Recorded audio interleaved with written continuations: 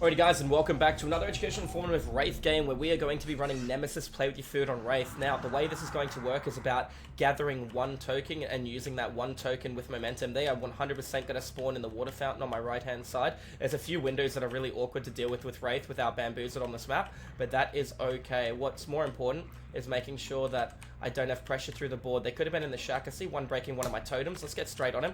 He is not my obsession. Okay, that is a very good start for me. Dwight getting picked up nice and early.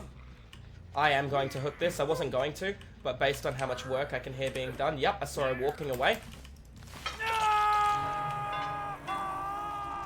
There she goes, walking away. Oh, I beat you to it. Might have window here, actually. Yep, got the window. This is awkward. I see the other ones coming in for the save too, which is nice.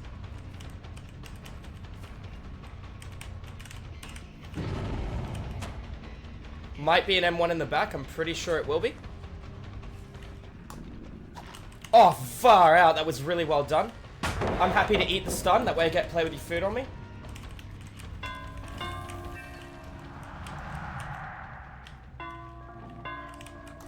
Nice. Beautiful start by me. Alright, I messed up. I still get the hit. I still get the token to play with your food on the leave. I don't want to chase her, but she is the easiest choice because of her location. That's an M1 in the back. And down she goes. Alright, let's pick her up and put her on another token. I messed that up something fierce, but I could see her on Nemesis as well, which is really good. Let's walk over here. We're going to get pain res. That is very unfortunate that there was another player, so there was 3 of them cowering in that side of the board. Alright, what do we got over here? It looks like we have a full health Jane. Double window alignment too. No, single window alignment and a pallet. Another really strong loop to work with. Hopefully she doesn't have life. Good. That's an M1 in the back. Alright, the other girl from across the board will be coming in for a save.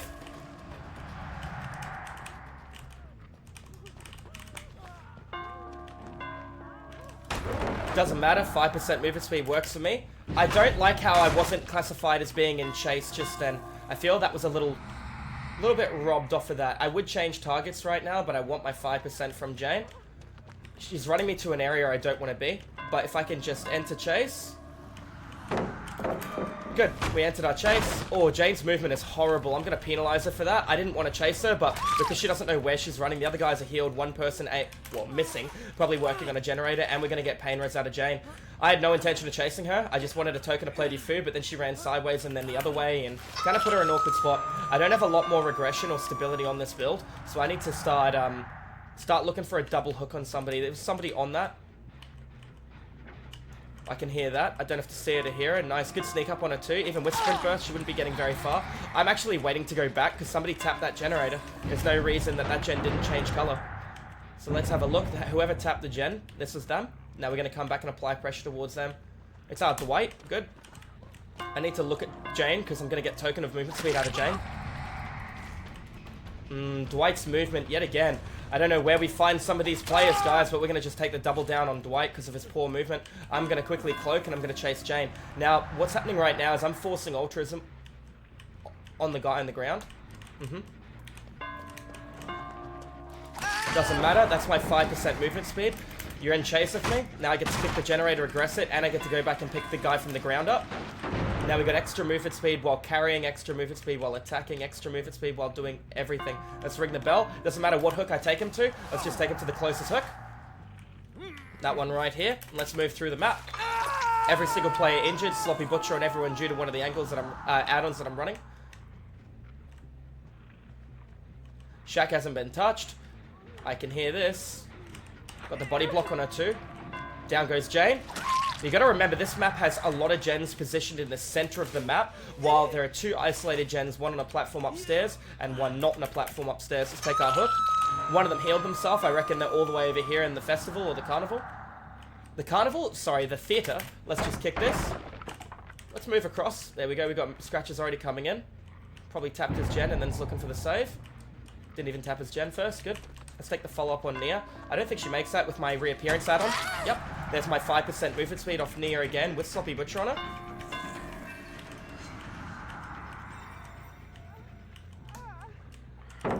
I get to break the pallet instantly because I have 60% faster on the reappear. It's okay if she loops it because I'm just going to take another token out of her. 2 tokens to play with your food. Now I can apply these 2 tokens to her. See if I can cut in front of her. There you go. Looks like we are not going to be able to make that window. Beautiful. No dead hard. Down she goes. Multiple tokens, multiple pallets, and we get to rotate. As long as we're keeping consistency on injured targets, it's going to put these guys in a really awkward spot. I do, however, need to get my hands or catch one of the players still, because they are my pain res still. Looks like they're all group healing. I don't know where, but what I do know is I need to kick and regress and get stability on these gens. I only have 1 form of regression left available the entire trial. Let's check on all of them. None of them been touched. They could be working on the gen upstairs. Notice I haven't even came to this side of the board at all. I can hear the gen has been worked on. 99'd it because it's not part of the 3 gen, right? It's isolated on the edge of the map. Let's get the stability and regression. I have no intention of coming back to it. They should not be healing in front of me. I am not going to try and hit Nia, but I want the movement speed out of it. That's unfortunate. I didn't even get to look at Nia. I want to look at her now, get my extra 5%. I won't chase her, but she doesn't need to know that. What I need is I need 5% movement speed out of her, and I'm going to apply that to one of the other 2 players. I could kill her right now, but this game's going swimmingly for me, so we don't even need to worry about eliminating the target. Let's move all the way over here.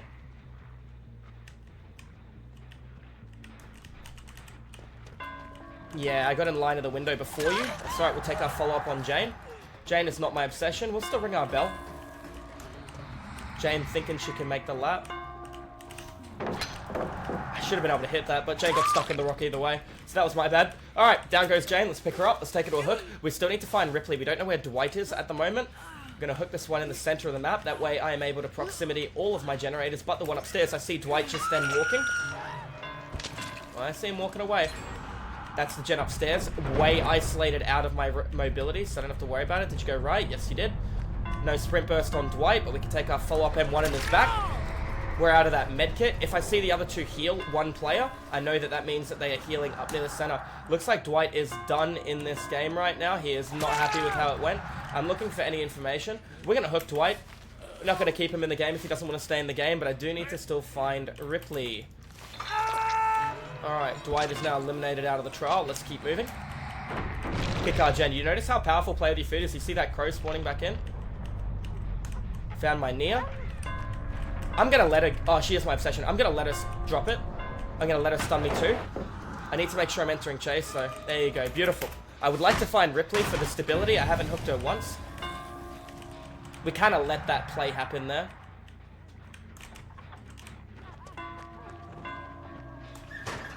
Oh, and you should go past it as well. I hear the other girl behind me. I was going to say, that's a real one. I heard the cry. We see the scratches. We see the Nia. Let's go for our dub.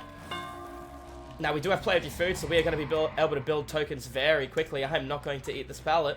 I don't need to anymore. Oh, good for you. What I can do is I can just ring this bell, and that's 5% extra movement speed. She can play this cute window once because she's running the right way. I just need to make sure I'm ringing the bell now. Oh, I rang it half a second too early. I just want that token to play with your food. So this is a big issue a lot of people run into when they run play with your food.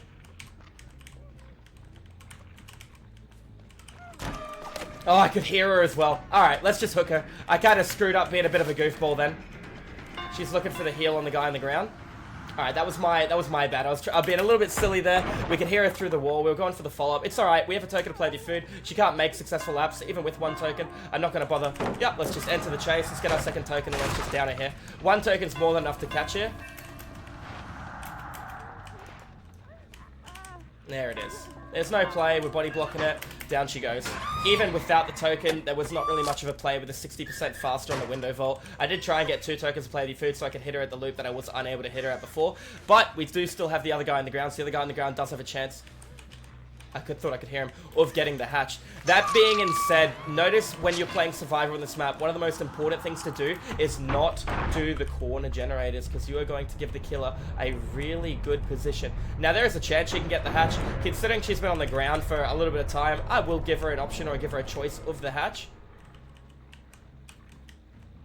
I don't hear anything. There's the hatch here. I tell you what I'm going to do. There she is. In hindsight, a good sportsmanship. I will give her the hat. She was on the ground for a little bit of time. So this has been an educational, informative game of killer. We don't need to kill her here. We only dropped because we saw the other guy as well. She can have her free out. We are not too fussed about that. It's up to her if she wants to take it. Anyways, guys, that's been an educational, informative Dead by Daylight killer game.